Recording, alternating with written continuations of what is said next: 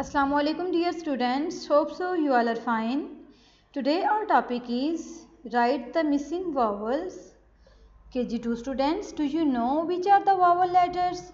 The vowel letters are 5: A, E, I, O, U.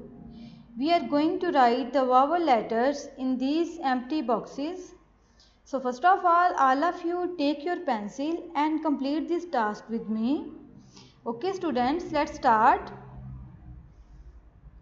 First of all, we will write the vowel A in the first box like this.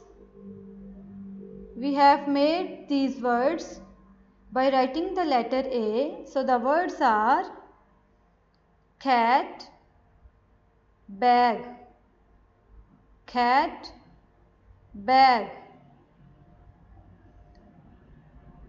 In the second box, we will write the vowel E like this. So the words are net, get, net, get. In the third box, we will write the vowel I like this. So the words are pin, bin, pin, bin. In the next box, we will write the vowel O like this. We have made these words by writing the letter O.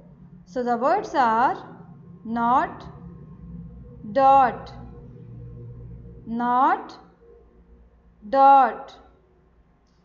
In the last box, we will write the vowel U